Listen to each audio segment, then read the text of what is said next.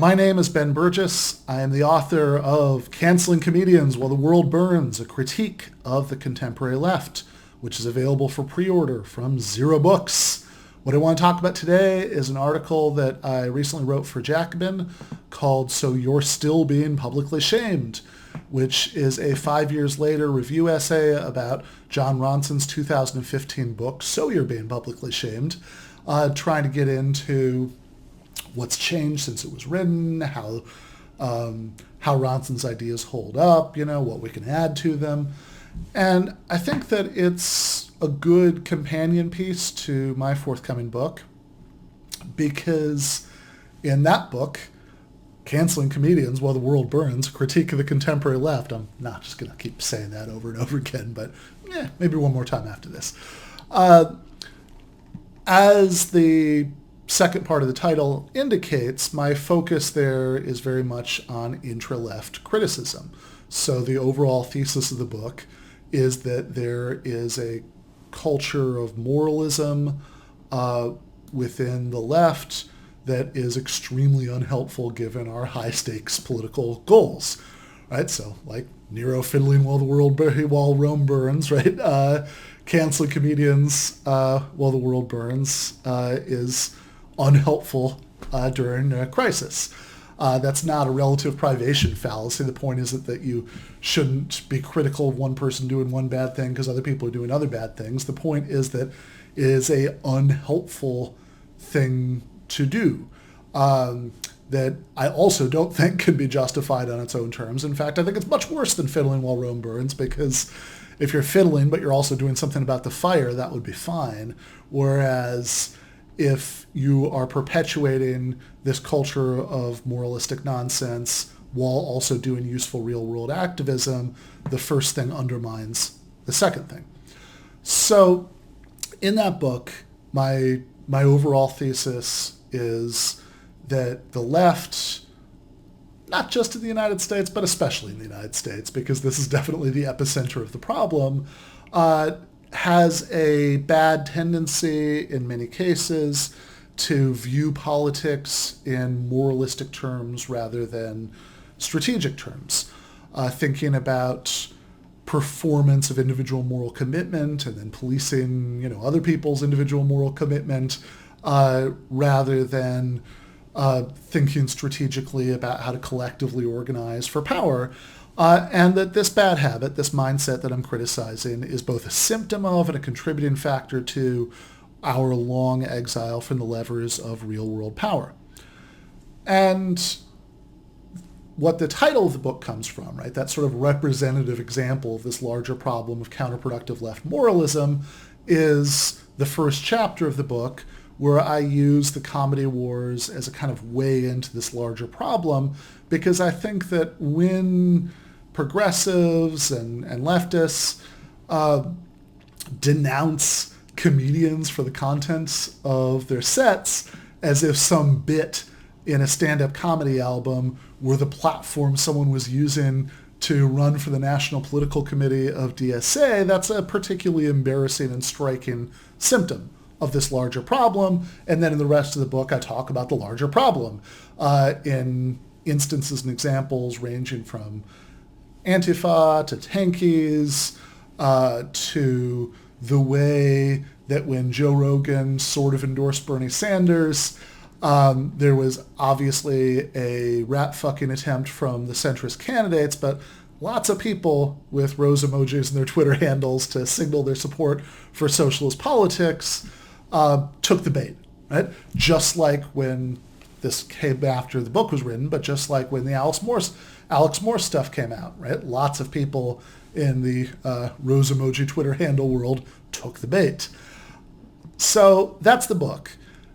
And to the extent that I'm talking about cancel culture in there, I'm talking about in the context of this intra-left critique. But that's a little bit different from talking about cancel culture as a more general phenomenon, because cancel culture, this is my claim, is a general disease of neoliberalism that infects the entire political spectrum. Now, my concern in the book is with what we on the left are doing wrong, what we should do right. how we can do better. And so my concern there, to the extent that I'm talking about cancel culture, is the way that these canceling trends in the larger culture intersect with the pathologies of the left to create this particularly toxic brew that's profoundly alienating to a lot of otherwise persuadable people. But I only kind of mention some of the main causes of cancel culture as a larger phenomenon in our culture. Whereas in the Jacobin article, it's the other way around. I kind of mention the way that this has infected the left in a counterproductive way, but the overwhelming focus there is on the broader phenomenon, which is what I'm about to talk about. So along, I think, with Natalie Wynn's video just called Canceling, I think John Ronson's book, So You've Been Publicly Shamed, is probably the best thing that's out there about this larger phenomenon, right? If you want to understand cancel culture, I'd recommend watching the Wynn video and reading the Ronson book. So one of the things that I find most useful about the Ronson book is that it does make it very clear that cancel culture, he doesn't use the phrase in the book, but you know, that's what he's talking about, right? The phrase wasn't popular yet in 2015 when the book came out, but I think it's one of the classic examinations of the phenomenon, that he makes it very clear that cancel culture isn't just a problem for the left, even if we're using the word left broadly enough to include just regular liberals. Because one of the most striking examples in the book is about cancel culture coming not at all from the left or progressives or liberals or anybody like that, but from super patriotic pro-military conservatives. And that is one of the main stories in the book, which is what happened to Lindsay Stone. Lindsay Stone and her friend Jamie worked for a company called Life, where they worked with adults with learning disabilities. And by all accounts, they were very good at their jobs. Jamie started a jewelry club that Ronson said was a hit with a lot of the girls. They got Life to buy the clients a karaoke machine. They took the clients bowling. They were very dedicated to the jobs, very popular with both the clients and their parents.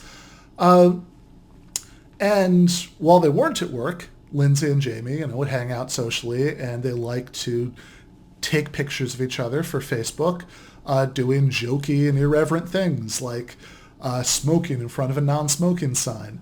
And so while they were in Washington, D.C. on a Life field trip, during their off hours, there's a point where they were visiting Arlington National Cemetery, and Jamie took a picture of Lindsay standing in front of the Silence and Respect sign going, right?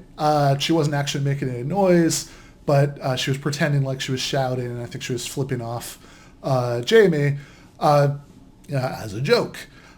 Now, maybe you think this joke is in bad taste, but you probably don't think that somebody making a joke in bad taste for their handful of Facebook friends should be the kind of offense that merits having your life ruined, which is exactly what happened.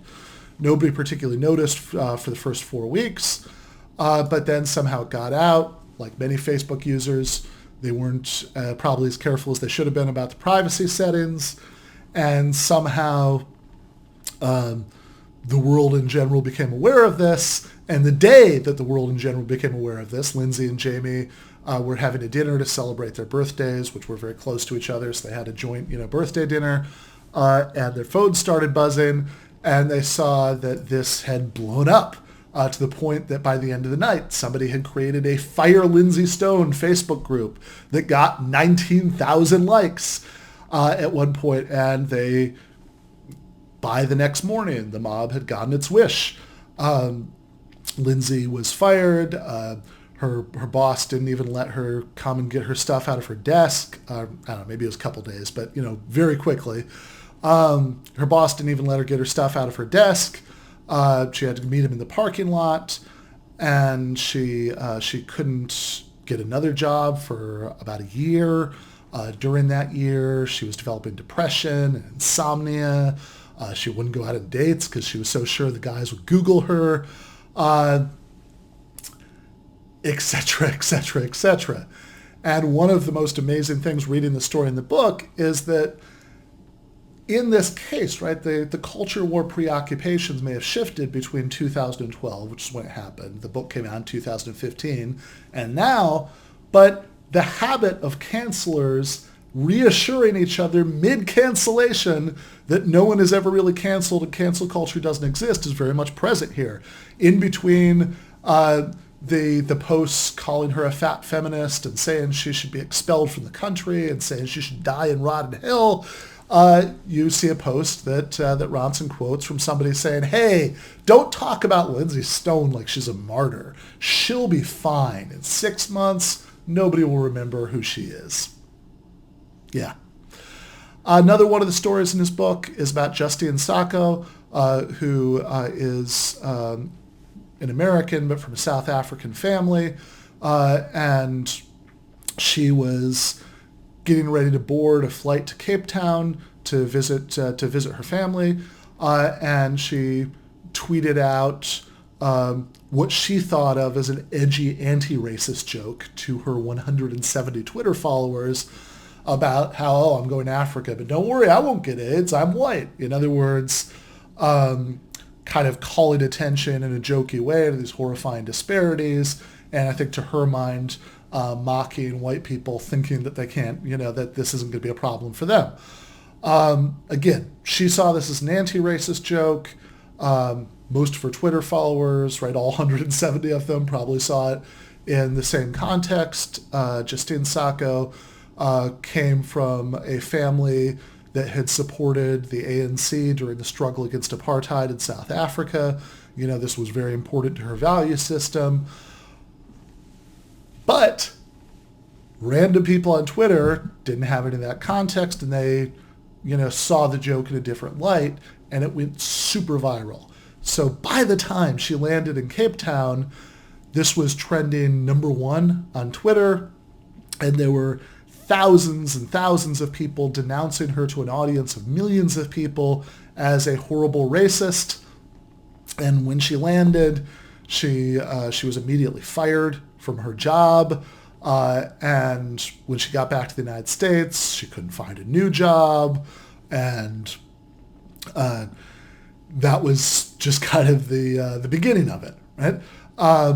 So rumors spread that Justine Sacco was a diamond mine heiress. When people found out she was South African, total nonsense. At this point in her life, she had a good middle-class job until she lost it because of her cancellation. She had a job in the PR industry, but she was raised by a single mother flight attendant.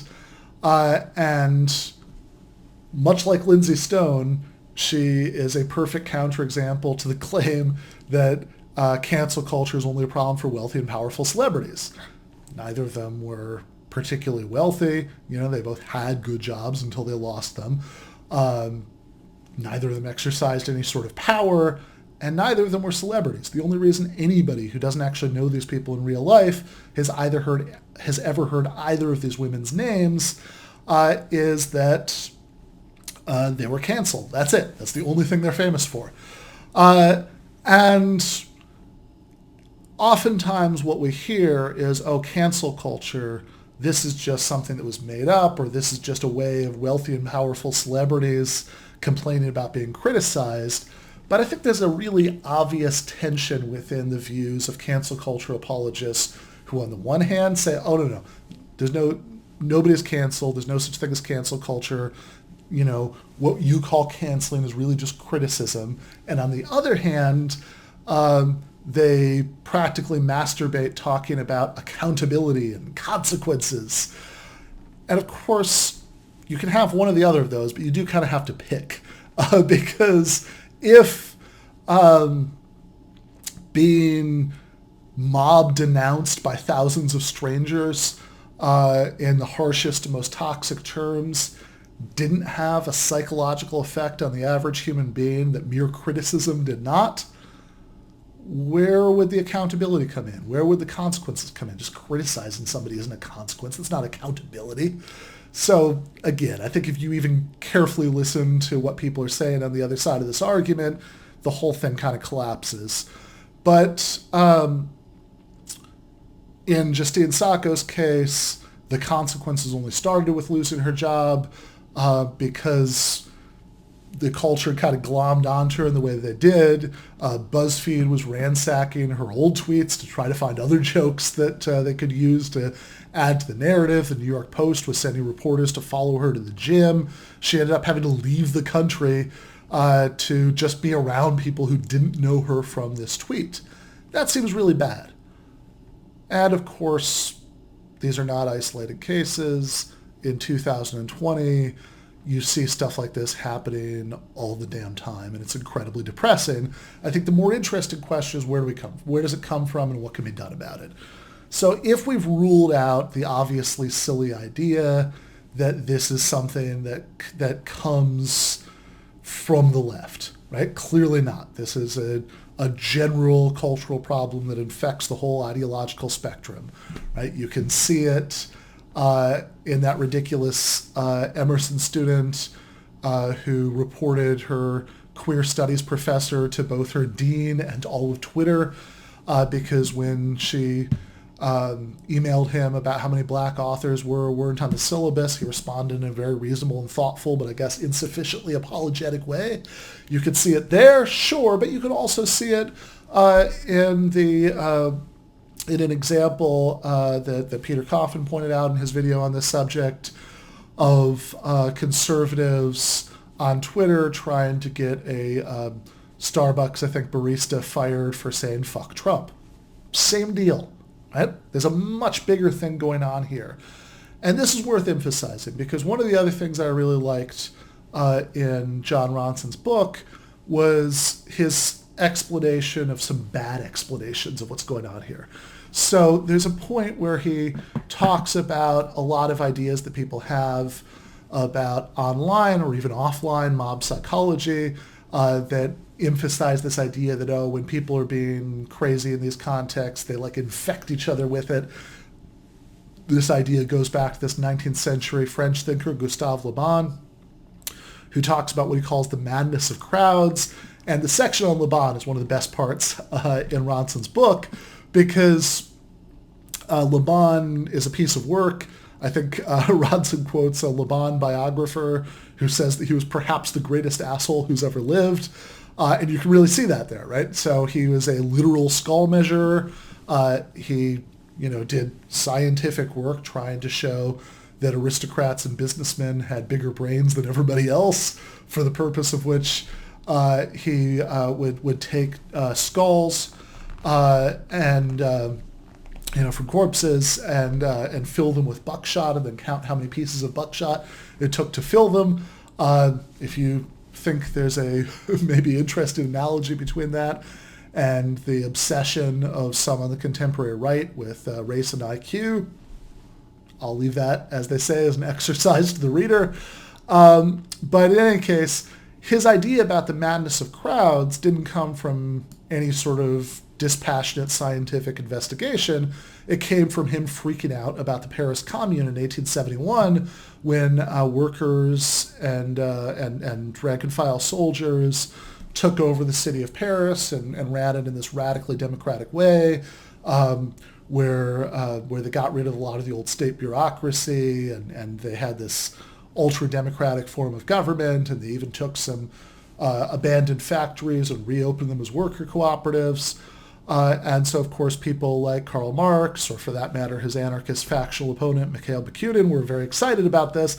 Le Bon thought it was the end of the world, and it gave rise to this madness of crowds thesis, which I think is at least a nice suggestive analogy for the way that contemporary lunatics like Jordan Peterson act as if cancel culture is something that just emerges from left-wing egalitarian impulses, that it just pops out of those impulses like Athena popping out of the forehead of Zeus. And that's not what's going on. Clearly it's not what's going on, because this is a problem for the entire ideological spectrum. So how can we explain what's going on? Well, there too, I think that Ronson is helpful, particularly in his discussion of these your speed signs that were pioneered in California in the early 2000s. Since then, they've become pretty common all over the place, where there's an electronic sign that shows you how fast you're going as you drive by next to the posted speed limit. And studies show that these actually do work pretty well in reducing speed, but it's not obvious why they should work, because there's no enforcement mechanism, right? The sign doesn't record your speed in any way. It doesn't, there's no camera going with it snapping a picture of your license plate so you can get a ticket. And it doesn't give you any new information that you wouldn't already have. Every car comes with a speedometer, right, that says how fast you're going. Ordinary low-tech speed limit signs tell you what the speed limit is. So there's no extra information. Why does this work? And it works because feedback loops are incredibly psychologically effective, where you get this kind of immediate validation for slowing down. In that case, that's great.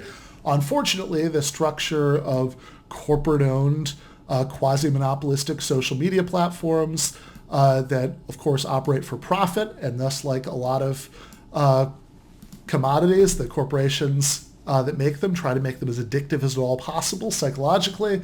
And so you have these other kind of feedback loops, like how every social media platform comes with this thing where it'll show you how many people liked it, how many people shared or retweeted it, etc. And one of the things that those incentives, especially once you think about how political segmentation works now, a good book on that is Hate Inc. by Matt Taibbi.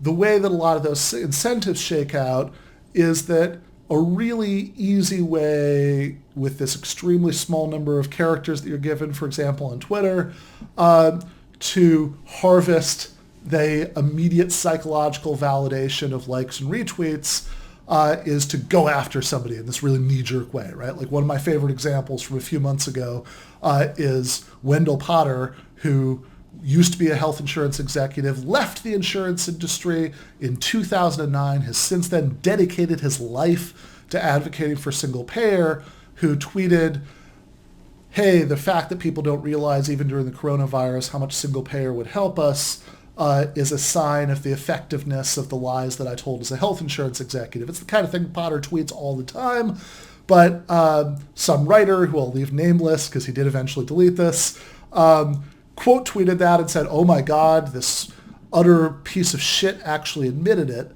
And that tweet got 75,000 likes before enough people pointed out to this guy who Wendell Potter was that he deleted it.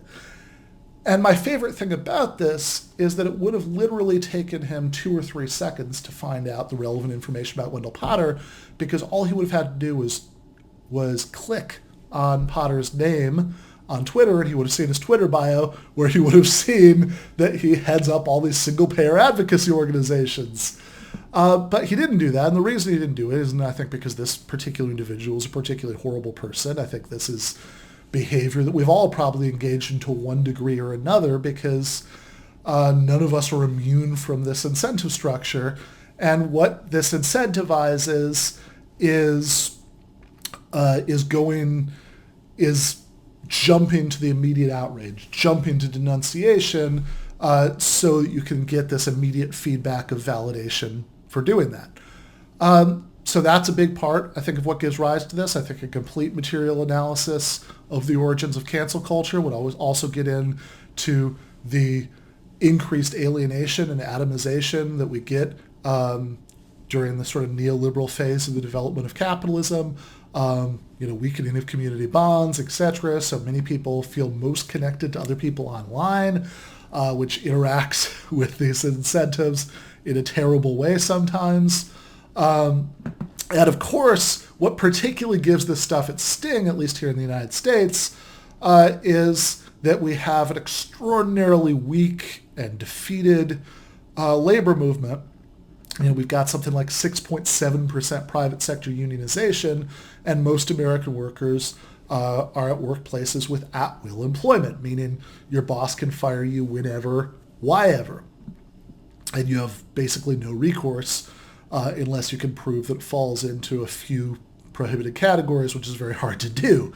And so the good news here is that actually, the more you think about this, if the left stopped being in denial about the existence of the phenomenon, and thus ceding the issue to these latter-day Gustave Le Bons on the right, we would be very well positioned to say something about this, because unlike the Gustave Le Bon, Jordan Peterson, Quillette types who have this hysterical and shallow analysis of the phenomenon, we can give a plausible explanation of where it comes from, like I've been talking about, and we can also give some at least important partial solutions to the problem, like putting the big social media platforms under public ownership so that there's no longer a profit motive to continue to look for ways to make it more addictive, and instead we can make collective and democratic decisions about how we want to manage it,